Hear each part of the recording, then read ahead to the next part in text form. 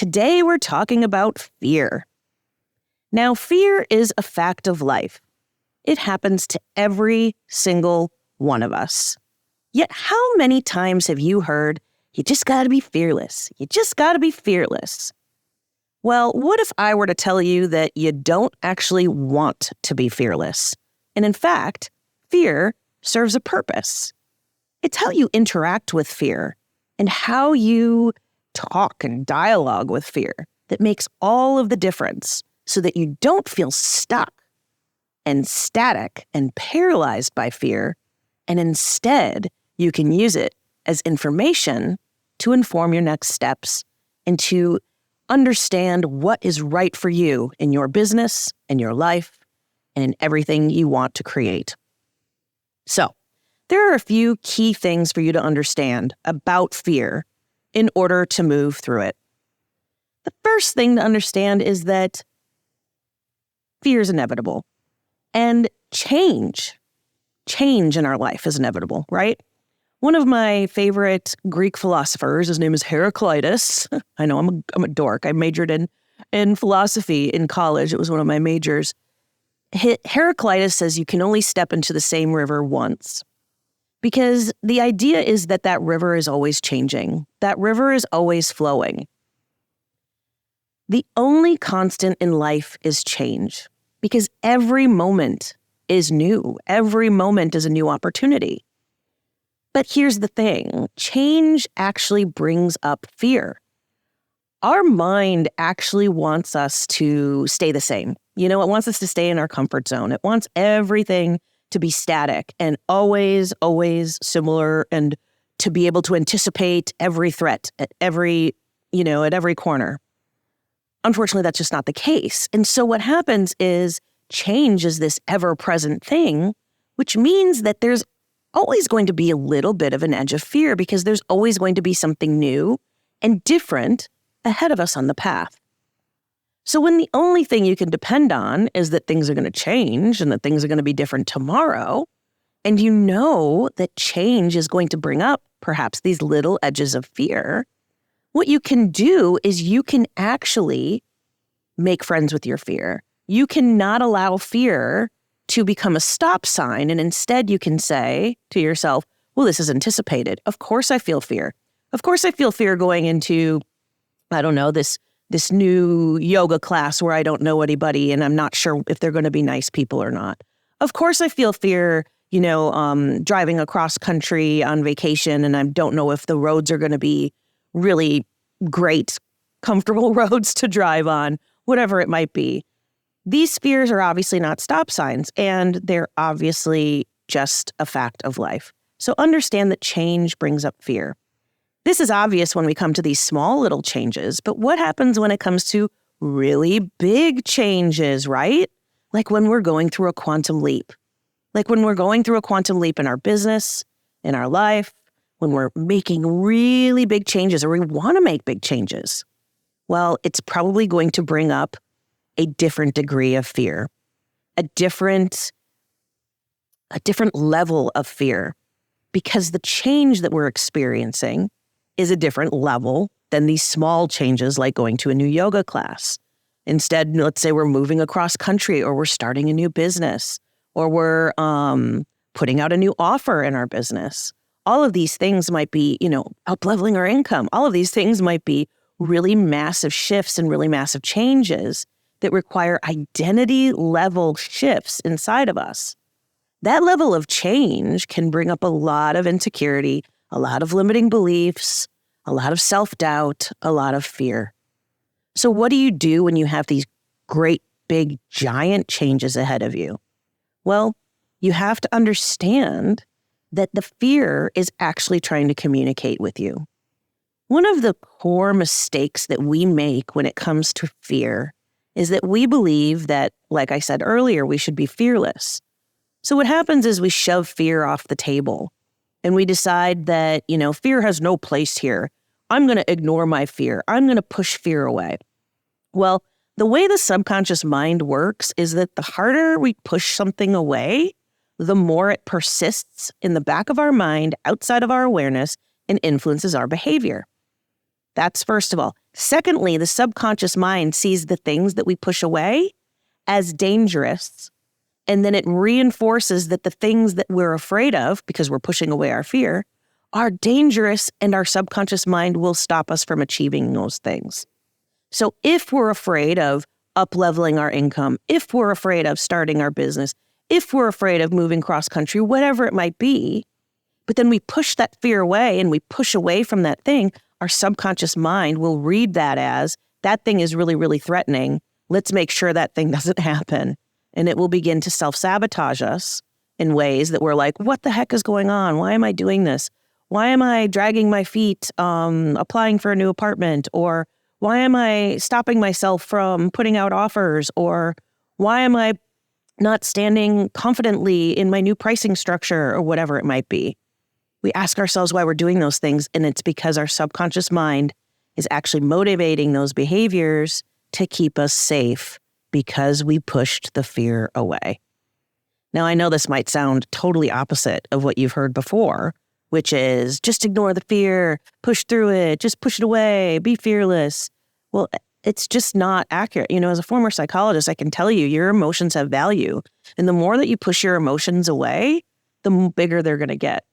We have this saying in psychology that is, what we resist persists.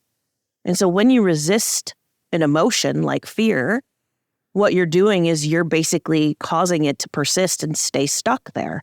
And then it gets stuck in your body, and it gets stuck in the limiting beliefs that you have. And it plays out in the back of your mind without you even realizing it. So what do you do instead? You actually need to begin to listen to your fears. Now, I'm not saying that you stop yourself because of your fears.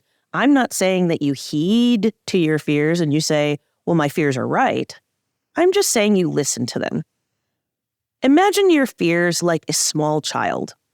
A small child who is, tugging at your skirt and saying, hey, hey, hey, hey, hey, hey, hey, hey, pay attention to me, pay attention to me. That's what your fears are like. Like with that small child, if you ignore that little kid, that kid's going to get louder and louder and tug harder and harder at your skirt till maybe your skirt's around your ankles and they're screaming at the top of their lungs. I kid, but sort of. Fear's the same way. It's going to persist and it's going to get bigger the more we ignore it. But just like that small child, if you turn toward it and you say, okay, honey, what is it? What do you need? What's going on? And the kid goes, I found a stick or something, whatever. And it's not even that big of a deal, but they just needed to be attended to. They needed to know that they were worthy of attention and that you were aware of them. And then they get quiet and then they go along their merry way. The same happens a lot of times with our fears. When we turn toward our fears, when we listen to what our fears are trying to tell us, when we see if there's any valid information there, anything to really be afraid of, suddenly the fears become a lot lighter. They become a lot less persistent. They become like a mist instead of a fog, where we can see through them and we can see the truth of the matter. Sometimes there are things to actually be afraid of, but more often than not, your fears are just wanting your attention. And the moment you turn towards them and you listen and you go, okay, what is there to actually be afraid of? You realize that what it was that you were ignoring wasn't actually that big of a deal to begin with. So for example, let's say you are putting out a new offer and you're afraid that nobody wants it or that nobody will take advantage of it or nobody will purchase it. And you're ignoring that and you're ignoring that and it's getting bigger and bigger in the back of your mind. And then you turn toward the fear and you go, okay, what is it that you're trying to say? Okay, what if nobody buys this? What if nobody's interested in it? And then you sit with that for a moment and you think, well, it's not the end of the world, actually. I'll survive. It's fine. No big whoop. I can handle that. Suddenly the fear goes, oh, okay. Well, now we can be quiet. And now we can quiet down and really not have to nag you and not have to shout and yell to get your attention because you've addressed the elephant in the room. So when you tune into your fears, listen to your fears, it doesn't mean that you allow your fears to stop you. It doesn't mean you see your fears as a stop sign. It simply means you are allowing space for all of you at the table. Because this is the key to really following our intuition, to really following our inner genius, to really creating a business and life that we love, that's nourishing and nurturing, where we are the leader in our own lives and in our own businesses, is trusting ourselves enough to invite all of the pieces of us to the table, including our fears.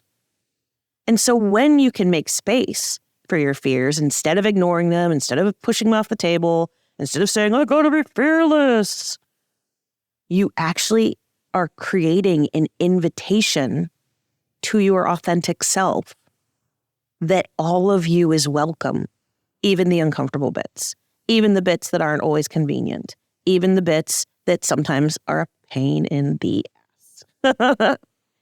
Because let's be honest, another thing to think of is fear actually serves a purpose. Sometimes there are things out in the world that we need to be afraid of, like a lion chasing us down, or, a car is about to hit us and we need to be afraid and we need to actually be able to leap into action. We don't want to disassociate and disconnect from our ability to feel fear. As a former psychologist, I actually used to work in the Texas prison system like many, many, many years ago. I can tell you the only people who do not feel fear are psychopaths. These are people who don't feel emotions. When you dissociate, when you unplug from one emotion, you are essentially unplugging your ability to feel all of your emotions. So when you unplug from things like fear, I'm not going to feel fear, or sadness, I'm not going to feel sadness. I mean, don't get me into the whole, you got to be high vibe and positive all the time. Yes, do we want to be in belief and confidence and feel really great all the time? Yes, but it doesn't mean we have to. We have to make space for all of us at the table. When you unplug from these emotions that are perhaps less comfortable, what you're doing is you're actually turning down the volume on all of your emotions, which means that you have less access to the positive, beautiful, amazing emotions as well. So you don't want to unplug from your emotions. You just want to be able to have the skill to be able to navigate them without being overwhelmed by them or pulled under by them. An analogy I like to use with my clients a lot is we don't want our emotions to be like the weeds in a lake when you go swimming and they wrap around your ankles and pull you under. Instead, we want to be able to look down, see the weeds are there, and swim around them, have knowledge of them, have an interaction with them if we choose, and then swim along and not feel pulled under by them.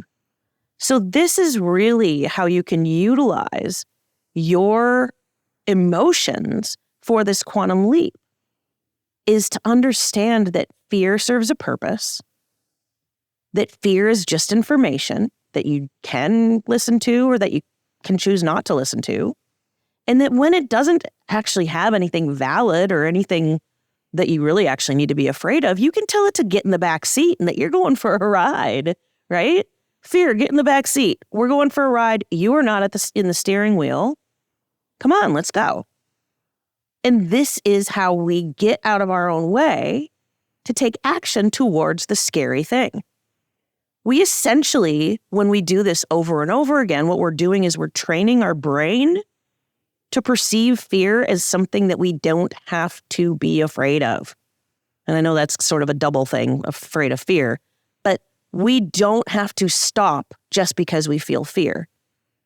That doing something different isn't dangerous. That fear doesn't always indicate danger, that fear can sometimes just indicate information. And the more that we actually approach our fears instead of running away from them, the more we are training our brain to see new things, change, quantum leaps, scary opportunities as potential, as doorways that perhaps we want to walk through, rather than a lion chasing us down about to kill us. Because every time you back away from it, every time you back away from that fear, your brain is going to see it as a threat. It's going to file it in the threat category, whatever it is that you're afraid of and you're backing away from. You're going to reinforce it that it is not something that you want, and your subconscious will do whatever it can to keep you in the same place. So you need to take intentional action toward those things. And sometimes those intentional actions, the first one, almost always, is just to listen, just to tune in. So, getting outside of your comfort zone, stepping into a quantum leap, it's scary by nature, but that's okay. You can do scary, right? We all like scary movies, or most of us like some scary movies on some level or another. But stepping outside of your comfort zone is scary. The only thing that isn't scary is being totally comfortable in your comfort zone. And guess what happens there? Not a whole heck of a lot, because growth happens outside of your comfort zone. The quantum leap happens outside of your comfort zone. And so you need to do this by degrees, by allowing yourself to look at fear, to converse with it, to step into it, to step towards it, and not feel as though it's something that's telling you to stop, but also not pushing yourself so hard, so fast that you overwhelm your nervous system. Now, if you've tuned into my other podcasts, you know that I talk a lot about the nervous system. You know, we don't want to get into the fight or flight response where we're so overwhelmed by our fears, we're confronting ourselves with these huge fears that we shut down. That's not what I'm saying here at all. What I'm saying here is we turn toward. If it becomes overwhelming, we can go back and do nervous system regulation practices to bring ourselves back down, to ground ourselves, to calm our nervous system, and then we can approach the fear again. There's a whole process involved with this that actually helps you create more wealth, abundance, and success in your business. But at the baseline, what you need to do is approach and attend to what it is your fear is trying to tell you. And if you do that, that's when everything changes.